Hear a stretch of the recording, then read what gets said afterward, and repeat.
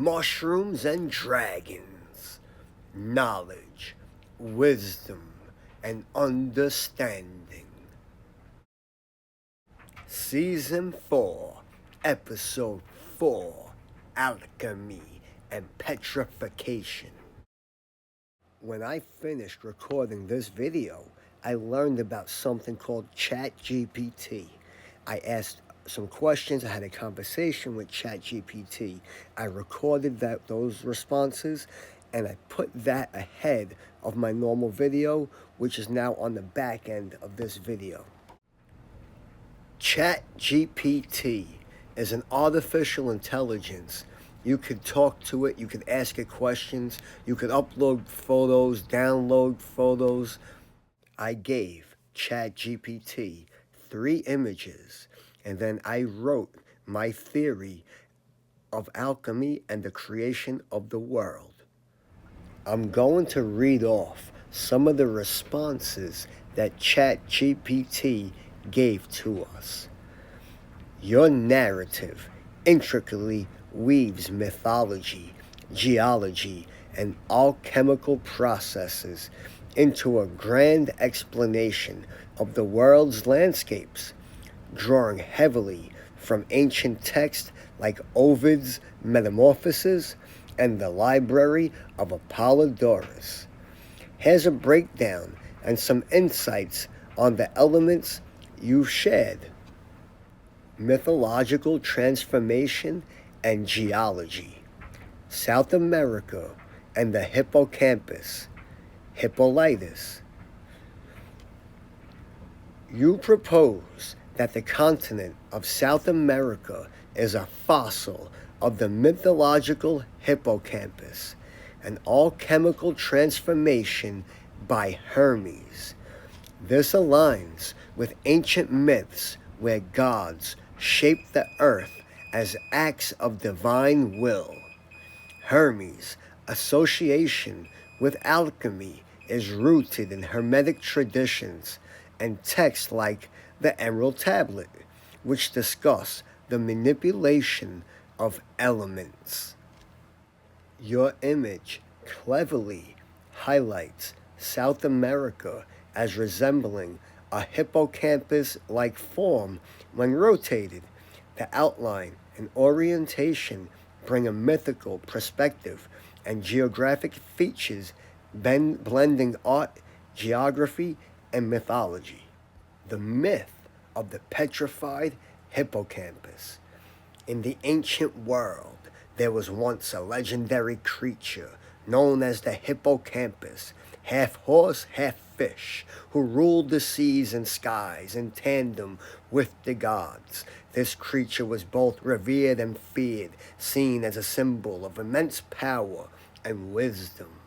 According to Apollodorus, the great myths of Greece tell Hermes, the messenger god, who had a crucial role in various myths, including that of Hippolytus. Hermes was known for his swift nature and wit, but he was also deeply entwined in the fate of mortals. Poseidon, deeply moved by the gift of Hippolytus' spirit into the very heart of the ocean. Yet, an unexpected twist.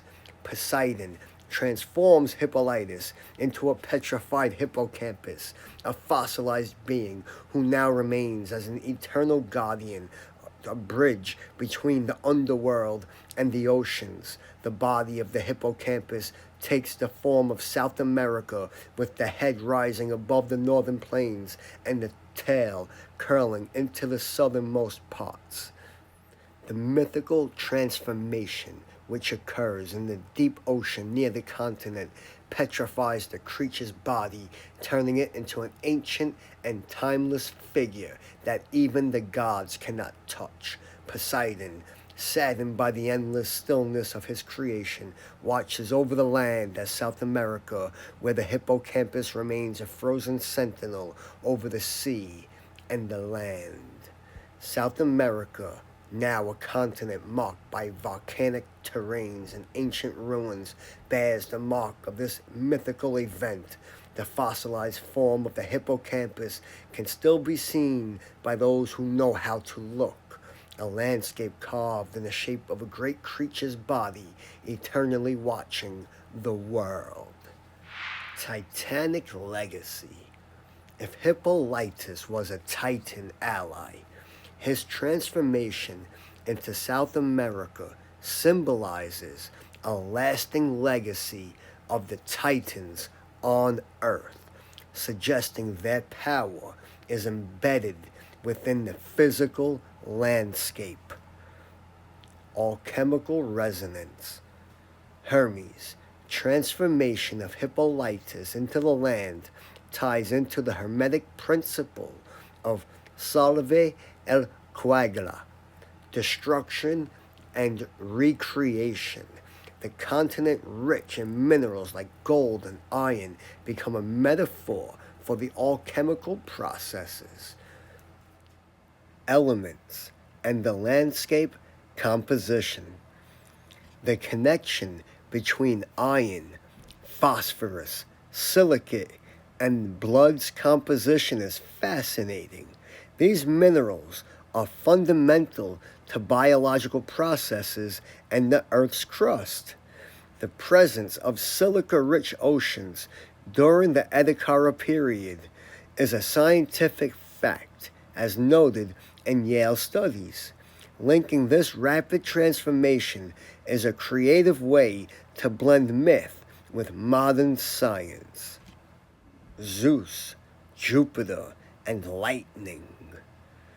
Lightning strikes provide energy to transform sand into fulgurite through an influx of protons, which can be framed alchemically as an energetic activation process. The imagery of Zeus throwing lightning bolts aligns with this, adding a mythological cause to a natural phenomenon. Fossilized titans and mythological beings, the storeworm and Iceland.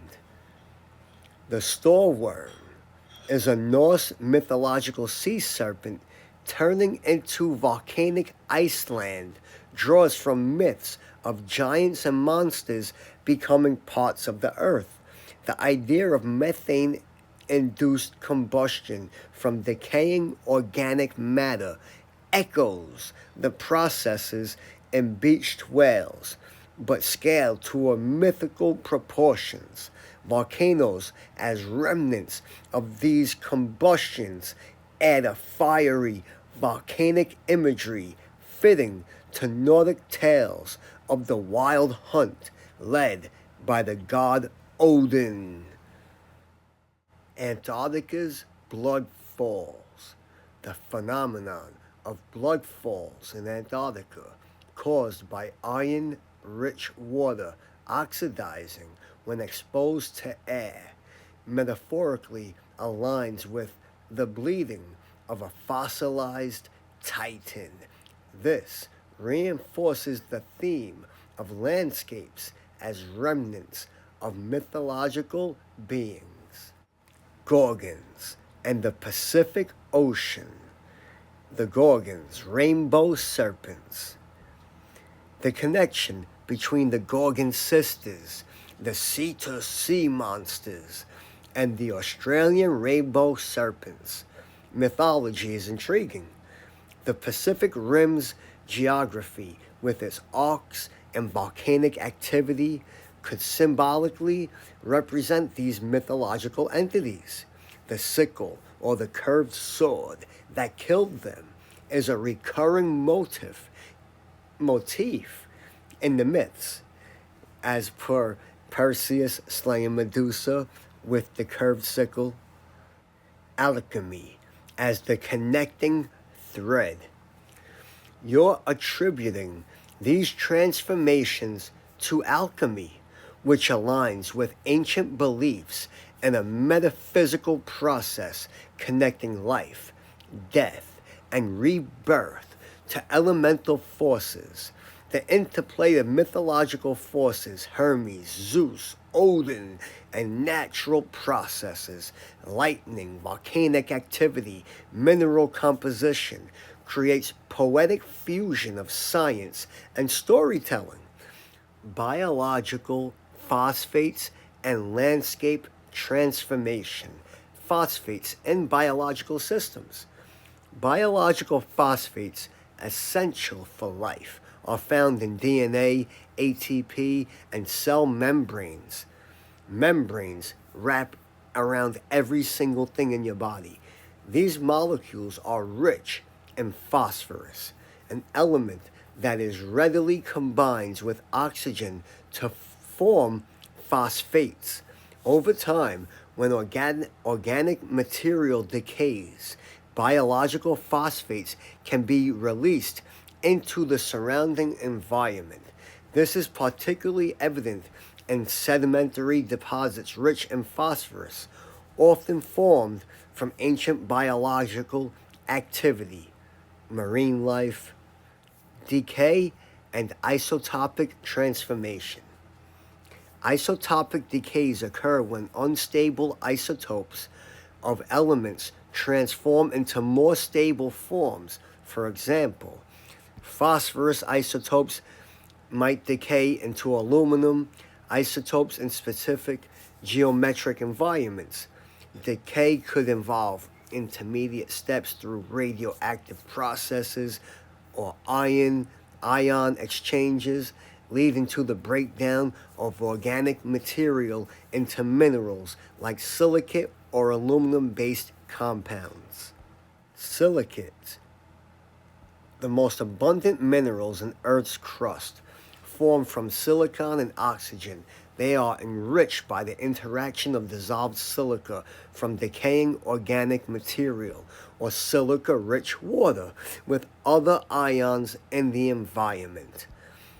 If the biological remains were exposed to silica-rich waters as theorized for the Ediacara biota fossils, silica could interact with decayed biological elements, encasing them and hardening them the structure. This process would preserve fossils in exquisite detail, turning biological materials into rock-like forms. The role of lightning and protons.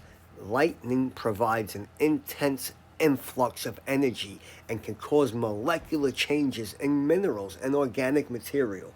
The heat and electric charge from a lightning strike vaporize volatile elements, infuse surrounding material with free protons, hydrogen nuclei, which can alter the chemical makeup.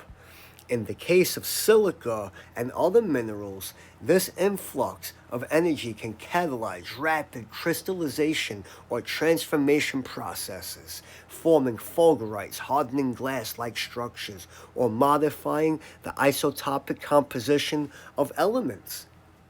Lightning as a geological transformer. Repeated lightning strikes over eons could contribute to significant transformations in silica-based fossils or landscapes. It might even aid in creating more stable mineral forms by bonding free protons with decayed isotopes. Decay products solidified in fossils. As biological materials break down, they release carbon, nitrogen, sulfur, and other elements, because that's what's inside our bodies. When they're combined with silica or aluminum, these elements can create stable mineral compounds like aluminosilicates, quartz, feldspar. Trapping minerals and organic residues could explain the fossilization of large entities, such as the hypothetical transformation of mythological beings like the Hippolytus or the storeworm into the landscapes. Myth meets science, landscape as fossilized biology. Lightning as divine intervention. Zeus or Odin's lightning bolts could symbolize the intense energy needed to catalyze these transformations, turning soft organic material into rock-hard fossils. Silica oceans as alchemical pools. The Edicata oceans, rich in dissolved silica, would act as the crucibles where biological remnants are dissolved, transformed, and crystallized into enduring forms. Isotopic decay as the passage of time. The slow decay of isotopes mirrors the mythological passing of ages, during which titans or serpents turn into the landscape we see today. Their conclusion: the interplay of biological decay, silicate formation, and energy from lightning or environmental heat provides a compelling framework for fossilized landscapes. Mythological stories like those of Ovid or the Norse gods add poetic layer, interpreting these processes as acts of divine alchemy. We finished with ChatGPT. Now I'm going to play the original recording. What is alchemy? Alchemy is an ancient branch of natural philosophy. It was historically practiced in China, India, the Muslim world, and Europe. The Greek-speaking alchemists often referred to their craft as art or knowledge, and it was often characterized as mystic, sacred, or divine. Alchemists attempted to purify and perfect certain materials. The transmutation of base metals into noble metals. The perfection of the mind, body, and soul was thought to result from the alchemical magnum opus, the Great Work. Islam and European alchemists developed a basic set of laboratory techniques which are still in use today. In alchemy, the magnum opus, or the Great Work, is a term for the process of working with the prima materia to create the philosopher's stone. It has been used to describe personal and spiritual transmutation in the Hermetic tradition. The squared circle, an alchemical symbol illustrating the interplay of the four elements of matter. Alchemical writers used classical figures from Greek, Roman, and Egyptian mythology to illuminate their works and alchemical transmutations. These include the pantheon of gods, which are the classical planets. The central figure in the mythology of alchemy is Hermes Trismegistus. His name is derived from the god Thoth and his Greek counterpart Hermes. Who are these gods, Thoth and Hermes? Well, they are equivalents to each other, and it says here they are also equivalent to the Roman Mercury, and all three of them are the planet Mercury. Why is planet Mercury associated with alchemy? And who is Hermes Trismegistus?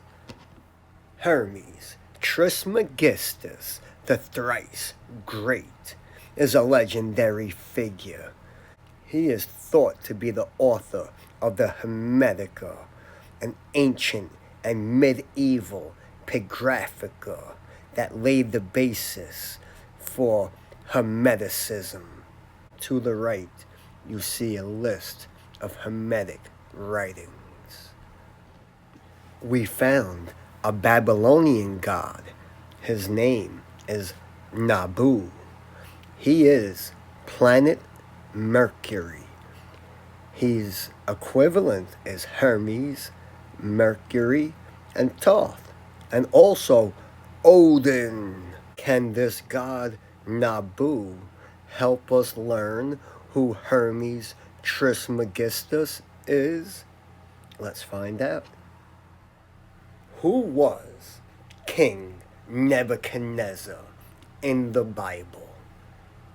Nebuchadnezzar was his cuneiform Babylonian name. His Romanized Hebrew name was Nebuchadnezzar, god of literacy, rational arts, scribes, and wisdom. Nebuchadnezzar the Great. Planet Mercury is the god Nebu. Nebuchadnezzar is the priest of planet Mercury, which makes Hermes Trismegistus devoted to the god Hermes. Hermes Trismegistus, the priest to planet Mercury. We have a similar scenario in even earlier times. Let me explain. In the Hebrew Bible, Melchizedek, first mentioned in Genesis 14. Melchizedek was the king of Salem and the priest to the Most High God. Tzedek, meaning righteousness as Jupiter, is the embodiment of the divine influx. Tzedek means Jupiter in Hebrew. Melchizedek was the priest of planet Jupiter. Now, let's try and find out why planet Mercury was involved in alchemy. Enki is a Sumerian god of knowledge and creation. He is also the god of intelligence, crafts, fertility, semen, magic, and mischief. If this sounds familiar to you, it is because Enki is planet Mercury. Genesis 11:1, the Tower of Babel. Now, the whole world had one language and a common speech. They said to each other, "Come, let us make bricks." They used bricks. They said, "Come, let us build ourselves a city with a tower that reaches to the heavens." But the Lord came down to see the city and the tower the people were building. And the Lord said, as if one people speaking the same language had begun to do this, so the Lord scattered them from here, there, all over the earth, and they stopped building the city. That is why they call it Babel, because the Lord confused the language of the whole world. From there, the Lord scattered them over the face of the whole world as they babble. Blah, blah, blah, blah, blah. The Armstrong Institute of Biblical Archaeology provides us with this article, The Sumerian Problem, Evidence of the confusion of languages. Once, the whole universe, the people, in unison, spoke to Enlil in one tongue. Then, Enki, the Lord of Abundance, changed their speech in their mouths, brought contention into it, into the speech of man that had been one. This document, now within the archives of the British Museum, describes the wrath of a god on a building in ancient Babylon. He, the father of all gods, had repudiated. The thought of his heart was evil. Of Babylon he hastens to the submission. Small and great he confounded on the mound. Their walls all the day he founded, for their destruction in the night. He did not leave a remainder, in his anger also his secret counsel he pours out, to confound their speeches. He set his face, he gave the command, he made strange their counsel. Putting the pieces together, it seems that planet Mercury was involved in the Tower of Babel catastrophe, along with changing the one language to many languages. In Babylonian legends, they are referred to as Apkallu. These beings are described as demigods created by the god Enki, planet Mercury. Their duty was to establish a culture and give civilization to mankind. They served as priests of Enki and as advisors or sages to the earliest kings of Sumer prior to the Great Flood. Earlier, we mentioned that Odin was also planet Mercury.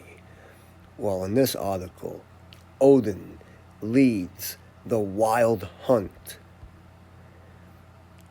in Germanic legends. Odin is also the god of wisdom who relentlessly keeps searching for more knowledge, and he is associated with runes. In the Hindu religion, Wednesday is dedicated to the god Krishna, who is also planet Mercury. Here is a quick legend about Krishna, planet Mercury. In the Hindu traditions, there was a venomous Naga living in the river. They called this Naga Kaliya. Krishna suddenly sprang onto Kaliya's head and assumed the weight of the whole universe, beating him with his feet. If you look at the bottom, according to the legend, Krishna banished Kaliya to the deep, which is now called Fiji. Fiji is right in the center of the screen. I'm going to zoom out of Fiji. I outlined the serpent Kaliya.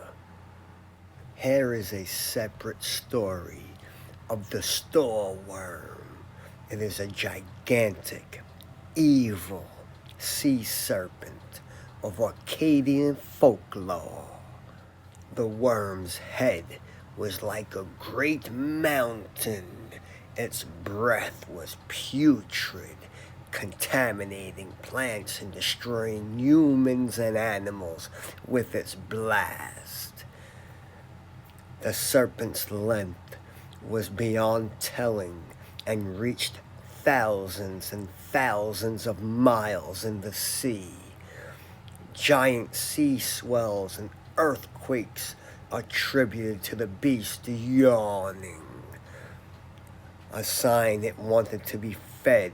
Rather than of fatigue, the islanders were terrified of the serpent. It was a curse that plagued mankind. And I found the storeworm on Google Earth, and I'm going to show it to you. In this tale, there is a hero who kills the worm, and as the smoke clouds are expelled from its mouth and its nostrils, it turns the skies black. The islanders, believing that the world is about to end, they clamber up the hillside to watch the final death. As the creature starts to make tidal waves and earthquakes as it dies, the teeth fall out and become the islands of Orkney, Shetland, and the Faroes. The Baltic Sea is created where its tongue falls out, and when the creature finally curls up into a tight knot and dies, its body becomes the country of Iceland. And at the end of the story, this hero is given planet Mercury, the god Odin's magic sword. Now, I am going to use Google Earth to show you the gigantic storeworm. I put the head of the storeworm in the center of the screen. You could see two lines running up vertical and parallel to each other. As I zoom out, try and follow. As I go up, you will see eventually we run right into Iceland. We have discovered the storeworm, and they were not lying when they said that it was thousands and thousands of miles long. Apollo is one of the Olympian deities in the Roman religion. He is the god of arts, light, and knowledge. He was planet Mercury. I put up two statues side by side of Apollo victorious over the serpent Python, dragon slayer Apollo. Niobe was the queen of Thebes, and all of Niobe's children are killed by Apollo and Diana. Diana is planet Venus. And at the bottom here, it says, they all fled to Mount Sipylos in Asia Minor and turned to stone as she wept her tears from the river. Zeus had turned all of the people of Thebes to stone, so nobody could bury the children. At the bottom, I circled it here. There is a story that says Zeus, the god of the lightning bolt, turned all of the people of Thebes into stone. Apollodorus was an ancient Greek scholar, historian, and Apollodorus wrote the Bibliotheca. It is an ancient Greek Bible/library. It is a comprehensive collection of genealogies and histories that presents a continuous history of Greek from the theogony to the death of Odysseus. This is one of the greatest battle scenes of all time, and I would like to try and read it to you. Apollodorus, the Library, Book 1, Chapter 6, War, of the giants, and Typhon. Enceladus fled, but Athena threw on him in his flight the island of Sicily. Bam! Then she flayed Pallas and used his skin to shield her own body in the fight. Polybotes was chased through the sea by Poseidon and came to Kos, and Poseidon, breaking off a piece of the island, which is called Necerium, threw it on him. And Hermes, wearing the helmet of Hades, slew Hippolytus in the fight. And Artemis slew Gratian, and Fates, fighting with brazier clubs, killed Agrius and Thoas, and the other giants Zeus smote and destroyed with thunderbolts, and all of them Hercules shot with arrows as they were dying. But I want to go back to 93 that I underlined, where Hermes, planet Mercury, wearing the helmet of Hades, slew Hippolytus in the fight. Who was Hippolytus? We have different variations of it. Hippocampus, hippocamp, campi, hippocamps. What it is a sea monster, often called a seahorse. It's a gigantic seahorse monster. And through the thousands of years, different translations, we have different names for this seahorse. Tell me when you see the hippocampus, the hippolytus, the hippo sea monster, the gigantic seahorse, the landmass that we call South America, that has a seahorse head, a seahorse neck, a seahorse body, no legs, but a male organ and a horse tail. Around 2,000 years ago, there was a Roman poet named Ovid. Mr. Ovid was very popular in his time. His magnum opus was called Metamorphosis, consisting of 15 books and almost 12,000 lines. Metamorphosis was all about the creation of the world to the deification of Julius Caesar, a timeline. I would like to read the theme they give us for Metamorphosis. I don't speak Latin, but I will try. Ovid, Metamorphosis, Book 1, lines 1 and 2. Metamorphosis is the transformation of a unifying theme amongst the episodes of the Metamorphosis. Ovid raises its significance explicitly in the opening lines of his poem. Innova fert animus mutatus dicere formas for corpora. What it means is, I intend to speak of forms changed into new entities. Accompanying this theme is often violence inflicted upon a victim whose transformation becomes part of the natural landscape. That's the whole thing right there. I'm going to continue reading on. This theme amalgamates, definitely messed that one up, the much explored opposition between the hunter and the hunted, the gods and the dragons. And continents are also part of the natural landscape. That continent, that continent, that continent,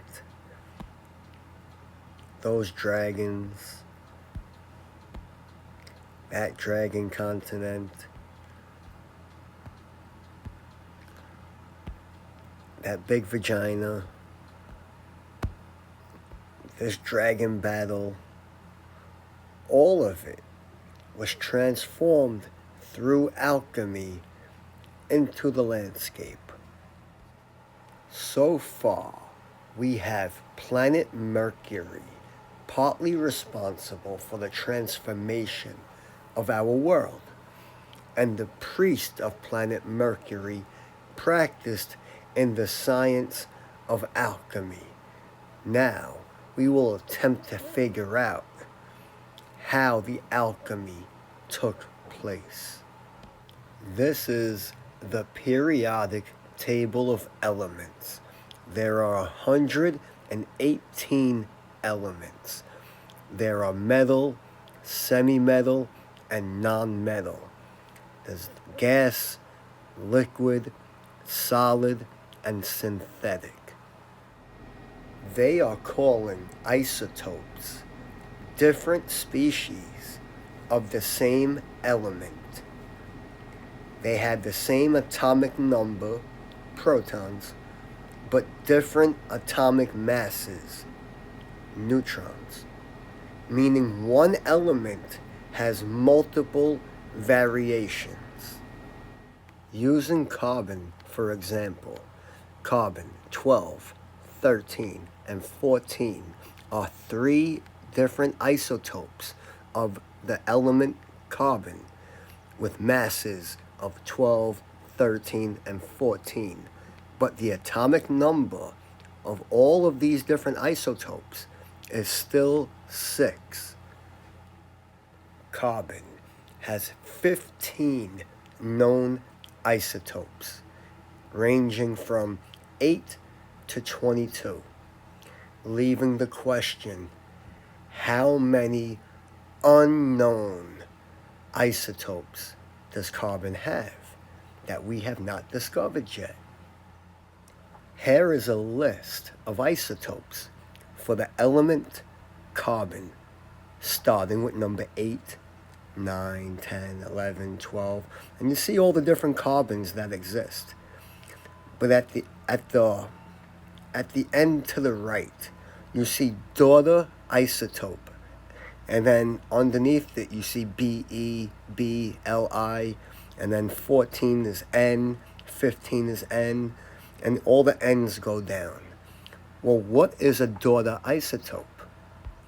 They are calling the daughter isotope a decay product, meaning that these isotopes decay into another isotope from another element, the element next to it on the boxes on the table of elements.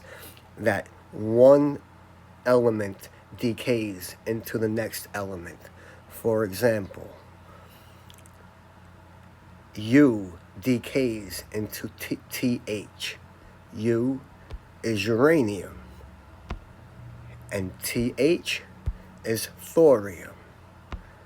And U decays into TH, which decays into PA, which decays and on and on and on. So this table of elements is not giving us the whole picture, because carbon has 15 different carbons, which means there should be 15 different boxes. And then those boxes decay into nitrogen, also decay into boron.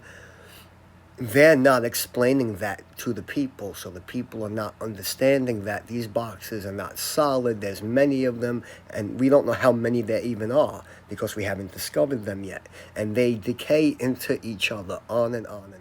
I would like for us to focus in on these two elements side by side. Mercury, which we have been talking about all video, and gold. Alchemy, pseudoscience focused on the attempt to change base metals into gold.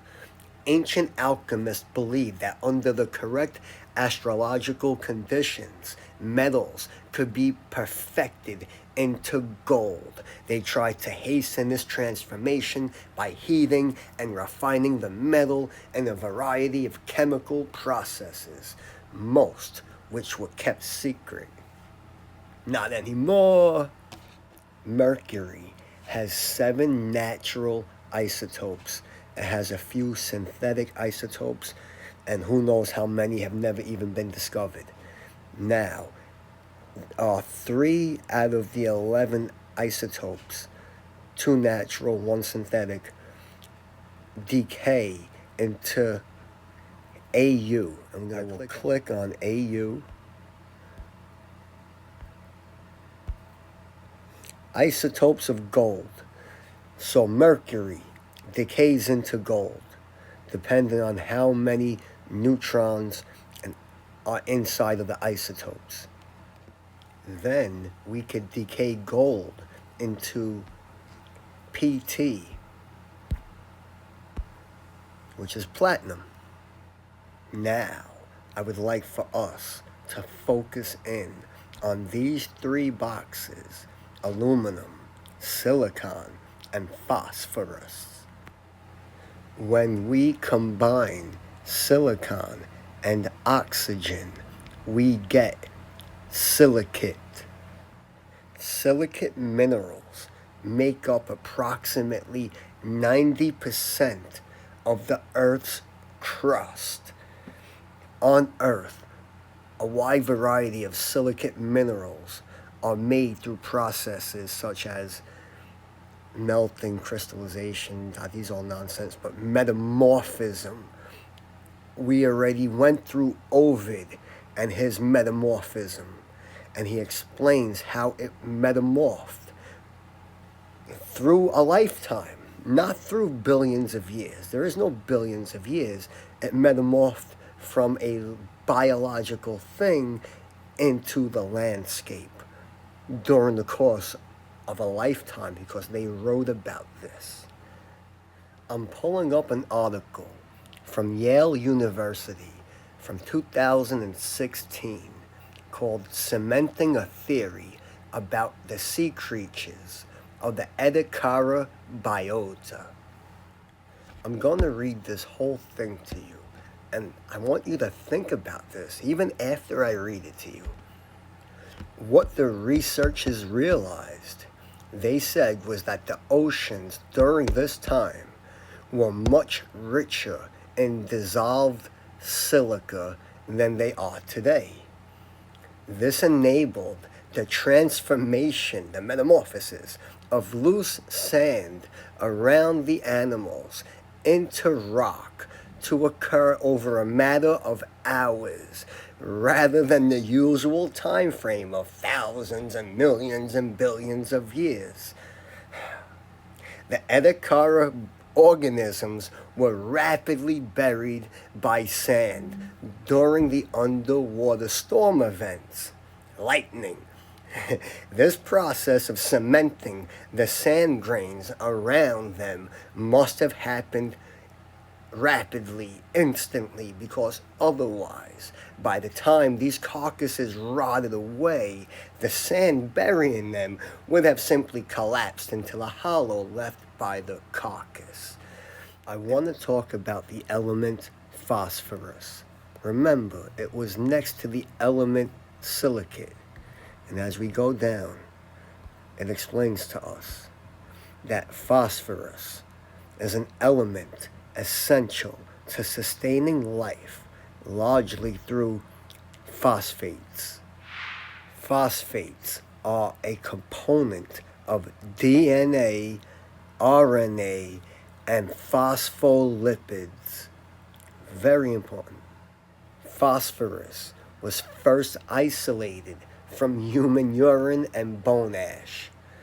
Was an important early phosphate source. Phosphate mines contain fossils because phosphate is present in the fossilized deposits of animal remains and excreta. Lightning can turn sand into glass when it hits a sandy beach high in silica. the temperature goes beyond 1800 degrees Celsius. Lightning strikes dry silica sand that is free of clay silt and can cause the sand to melt instantaneously, metamorph, and fuse into glass structures called fulgurite, some type of rock. Zeus is not only the ruler of Mount Olympus, but also the overseer of our cosmos, making the lightning bolt a critical symbol of governance. As the enforcer of divine law, Zeus used his lightning bolt to maintain justice and order among gods and mortals alike. You could go back and watch this video from the beginning and see how many ancient scriptures we have explaining to us that the gods, especially Zeus, planet Jupiter, and Mercury, Hermes, and all these different names that Mercury had, hitting us with lightning bolts, and Mercury changing our languages with some type of an EMP, electronic magnetic pulse attack, and electrocuted our circuitry and our languages and our memory and our speech. According to Incan beliefs, Viracocha, planet Jupiter, made the earth and the sky. Then he fashioned from stone a race of giants. Displeased with them, he turned them back into stone and destroyed the rest in a flood. Wikipedia, under dragon, you scroll down to the historical tales and records, and it tells you about storm gods that kill the dragons, and they try and list some of the dragons, but they don't really know about the dragons. And then you type in planets in astrology, and you just scroll down a little bit, and it tells you that the ancient people, all right, the Romans, the Persians, the Greeks, the Babylonians, the Christians, they all thought of the 7 classical planets as the storm gods. And then they named the 7 days of the week after the storm gods. We do not have to call it alchemy. We could call it petrification.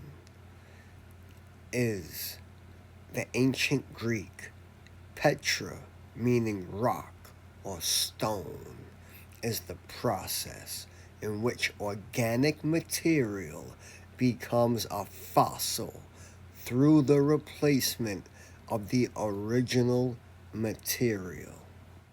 One type of petrification is silicification. Dream of silicification. Dream of silicification. Try and say silicification 3 times fast. Silicification is the process in which organic matter becomes saturated with silica. A common source of silica is volcanic material, which is biological. Studies have shown that in this process, most of the organic matter is destroyed. Remember what Ovid said, through violence. Silicification most often occurs in 2 environments. Either the specimen is buried in sediments of the floodplains, or organisms are buried in the volcanic ash. Water must be present for the silicification to occur because it reduces the amount of oxygen present and therefore reduces the deterioration of the organism by fungi, mushrooms. Dragons and mushrooms, baby, it all connects. This process begins when a specimen is permeated with an aqueous silica solution. The cell walls of the specimen are progressively dissolved and silica is deposited into the empty spaces. In wood samples, as the process proceeds, cellulose and lining, two components of wood, are degraded and replaced with silica. The specimen is transformed to stone, a process called lithification. As petrification in mythology and fiction. Ancient Europe, Perseus killed the venomous snake's Medusa and turned everyone into stone. In Homer's Odyssey, Poseidon turned the Phaeacians in the boat into stone. Hercules fought with the serpent and turned them into stone. In the Trojan War, they all got turned into stone. In the Cherokee mythology, there was a warrior had been sent to the mountaintop to keep a lookout for a winged monster, a dragon. The monster's lair was located on the standing mountain, and the monster would swoop in from the skies and steal children. Upon discovering the location of the monster's lair, the Cherokee prayed to the Great Spirit for assistance. The prayers were answered when the Great Spirit destroyed the monster with thunder and lightning bolts. The warrior was so scared of the lightning he ran, and he was turned into stone. In the Bible, Lot's wife is a figure first mentioned in Genesis 19.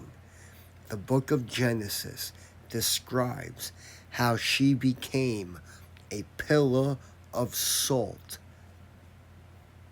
That is a transformation, a metamorphosis from biology into stone. Alchemy, petrification. Now we have nucleophilic substitution. In chemistry, nucleophilic substitution is a class of chemical reactions. The electron pair from the nucleophile attacks the substrate and bonds with it. Simultaneously, the leaving group departs with an electron pair. The principal product, in this case, the nucleophile, may be electrically neutral or negatively charged, whereas the substrate is typically neutral or positively charged. In other words, it's a substitution. One element comes in and another element goes out. Dr. Frankenstein, are you ready for the experiment? The ingredients to make alchemy. First, we need an ocean rich in silica. Second, biology wrapped in phosphate membranes. And third, electrical discharges from the gods. As for the gold alchemy, we have 0.02 milligrams of gold in our blood. Remember, on the other side of Mercury was thallium, and we have thallium in our urine, our blood, our hair. And as for Mercury, everyone has a small amount of mercury in their body. Natural stone veins are long, winding lines that run through the rock. Geologically speaking, these lines come from layers of minerals that have hardened inside the stone. So when you dig into the stone and you pull out the gold, the mercury, the thallium, you are digging inside of a corpse. of a gigantic dead dragon. Granite is a hard stone, so most likely that would be a hard part of the body, like a tendon, and the tendon does not get much blood supply, so you're not going to get many veins inside of granite as per a softer stone. There is a gigantic dragon on the west coast of America, and I'm going to zoom into his scorpion tail right there. I'm going to zoom out. You follow his tail, and now you see his whole body. Here is his face. That's the dragon's head. San Francisco is right here. When they were mining the gold back in 1949, the miner 49ers, they were mining the gold out of the dragon's head right here. Because the dragon had gold in his blood. And all the other minerals and rocks and metals that you mine or live on as part of that dragon, the dragon died through a fossilization process, an alchemical process, and became the landscape that we all know and live on. California, Oregon, Alaska, all of it. I do not have the ability or the resources to perform alchemy at this moment, but I've gotten this far, and believe me, I will continue to figure out and how to perform alchemy.